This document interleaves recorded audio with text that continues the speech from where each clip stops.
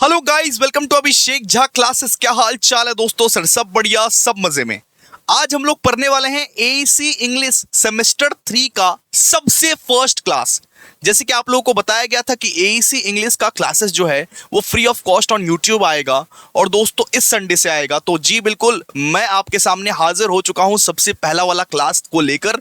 आज से हम लोग अपना एईसी इंग्लिश सेमेस्टर 3 का हर संडे करेंगे। हर संडे तो नहीं, लेकिन जो भी संडे हमारे लिए पॉसिबल रहेगा वो सारे संडेस हम लोग कवर कर देंगे इंग्लिश का पूरा syllabus free of cost at YouTube.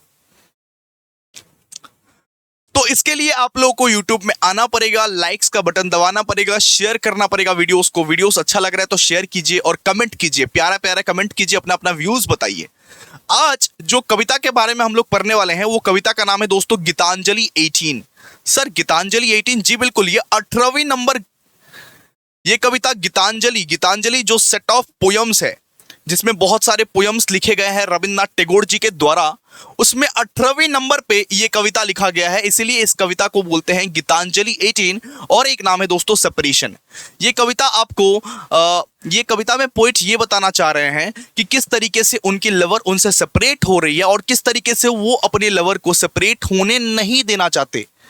अपने लवर को बोलते हैं कि तुम हमसे जुदा मत हो, हम तुम्हारे बिना अधूरे हैं, अगर तू दिया है तो मैं बाती हूं, प्लीज मुझसे जुदा ना हो।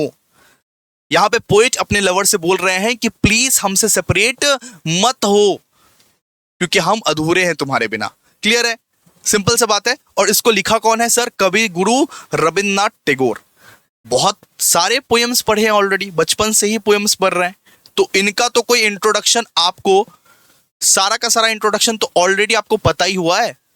तो आइए एक बार पढ़ लेते हैं रविंद्रनाथ टैगोर का बर्थ कब हुआ था। सब कोई चैट बॉक्स में बताएगा, कोई भी चीटिंग नहीं करेगा। रविंद्रनाथ टैगोर जी का बर्थ कब हुआ था, जन्म कब हुआ था? 7 मई 1861। ये एमसीक्यू में पूछ सकता है। 7 मई 1861 को रविंद्रनाथ टैगोर जी का जन्म हुआ था।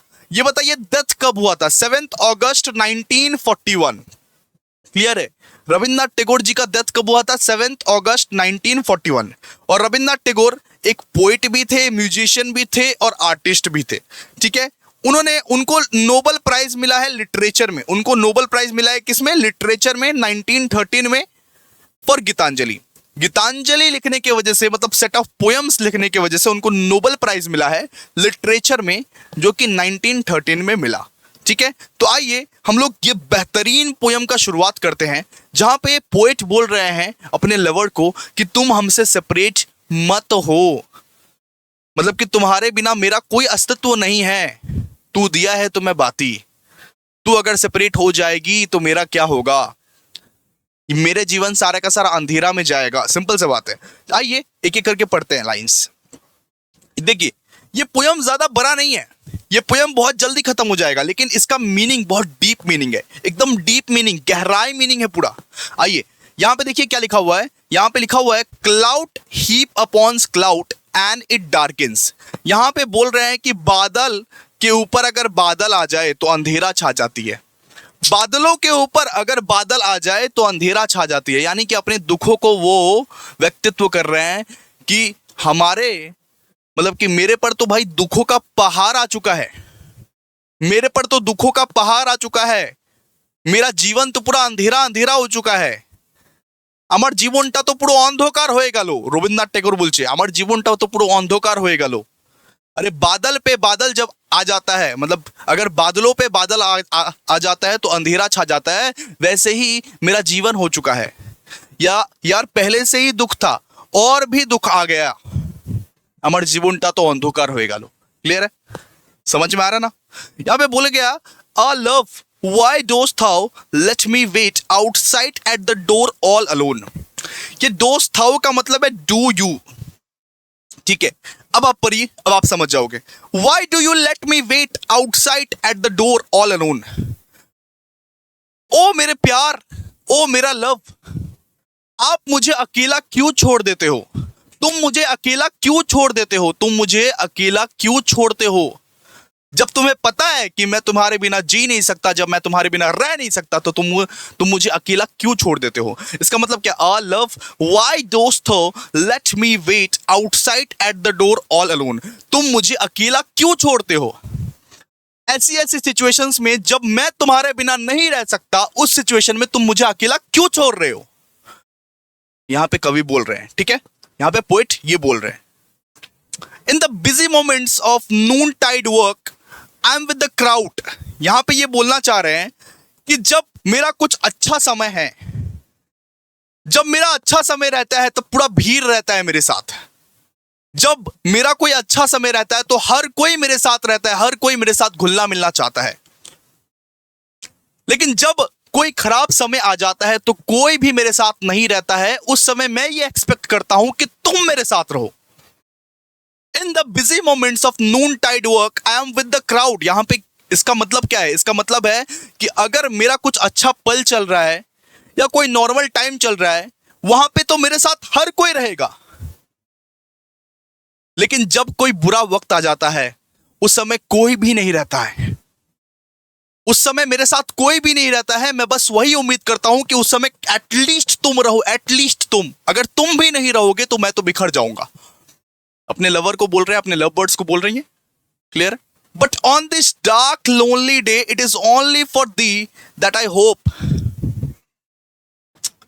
मतलब जब मैं अकेला रहता हूं, जब मेरे ऊपर दुखों का बादल छाया हुआ रहता है, उस समय मैं ये एक्सपेक्ट करता हूं कि तुम मेरे साथ खड़ी रहो, तुम मेरे सामने खड़ी रहो, और मुझे कुछ भी नहीं चाहिए, और मुझे दुनिया का कुछ भी नहीं चाहिए। बिकॉज लोग तो सिर्फ अच्छे दिनों में साथ रहते हैं, बुरे दिन में कोई रहे ना रहे, लेकिन तुम रहना। क्लियर है? लास्ट में कमेंट बॉक्स में जरूर से जरूर बताइएगा कि कैसा लगा आपको पोयम। ठीक है, आइए अब थर्ड पैराग्राफ देखिए।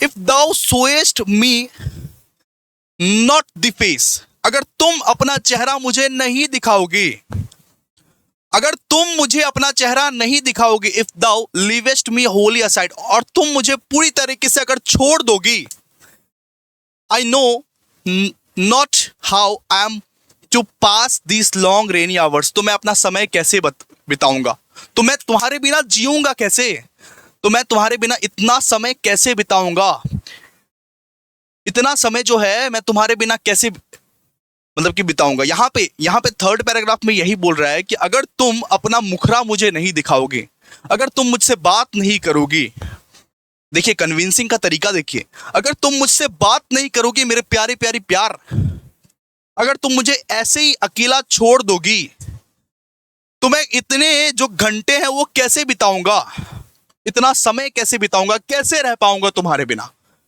अरे आजकल का निब्बा निब्बी का जो वर्ड्स है ना, वही सारा वर्ड्स को एकदम ट्रेडिशनल लैंग्वेज में लिखा गया है। सिंपल सा बात है, यही सारा वर्ड्स देख के आजकल निब्बा निब्बी अपना वर्ड, बाबू আমি তোমার ছাড়া কি করে থাকতে পারবো, उसी तरह की बात है ये।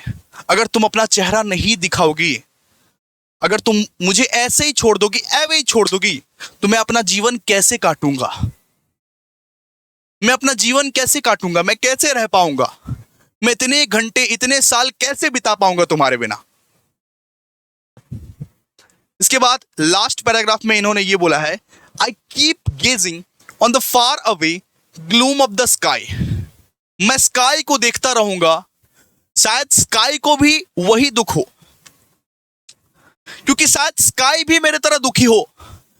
मैं आसमान को देखता रहूंगा, मैं आसमान को देखता रहूंगा, मैं आसमान की तरफ देखता रहूंगा, क्योंकि शायद आसमान को भी वही दुख हो जो दुख मेरे को है, जो दुख मेरे को है। I keep gazing on the far away gloom of the sky, मैं आसमान को देखता रहूंगा, मैं आसमान की तरफ देखता रहूंगा, क्योंकि इस आसमान को भी वही दुख हो शायद जो दुख मेरे को है।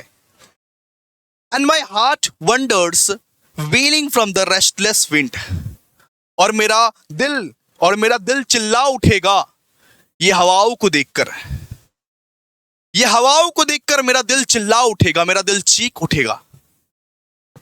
ये जो मेरा दिल है ना, वो चहचहा उठेगा, वो चिल्ला उठेगा ये हवाओं को देखकर। I keep gazing on the far away gloom of the sky and my heart wanders wailing with the restless wind. मेरा दिल जो है वो चीख उठेगा, चिल्ला उठेगा ये हवाओं को देखकर। सीधा सा बात है, क्लियर है? तो सिंपल सा बात है, यहाँ पे पोएट अपने लवर को एड्रेस कर रहे हैं कि तुम मुझे अकेला मत छोड़ो, तुम अगर अकेला छोड़ दोगी मुझे तो मेरा क्या होगा, यहाँ पे थर्ड पैराग्राफ में आप देखिए ना, if thou showest me not the face, अगर तुम अपना फेस नहीं दिखाओगी, if thou leavest me wholly aside, तुम मुझे अगर छोड़ दोगी, ऐसे अगर छोड़ दोगी, तो मैं तुम्हारे बिना कैसे रह पाऊंगा, तो मैं इतने जो घंटे हैं, इतने जो साल है, वो कैसे बिता पाऊंगा। I keep gazing on the far away gloom of the sky, मैं वो आसमान की तरफ देखता रहूंगा जिसको शायद उसको भी वही दुख है, वही पीड़ा है, वही दर्द है। And my heart wanders wailing with the restless wind, शायद मेरा दिल भी चीख उठेगा वो हवा को देखते हुए, वो हवा की लहर को देखते हुए मेरा दिल चीख उठेगा, मेरा दिल चिल्ला उठेगा। ठीक है, तो ये पूरा का पूरा एक बहुत ही बढ़िया 4 लाइन का पोयम था। इसी पोयम के भीतर भीतर से आपको एमसीक्यूज आएगा। ठीक है, तो एमसीक्यूज का सेशन कोई और रखेंगे, अभी तो पोयम या अभी तो कहानी हम लोग खत्म कर लेते हैं, पहले एमसीक्यू का सेशन ना एकदम लास्ट में रखेंगे।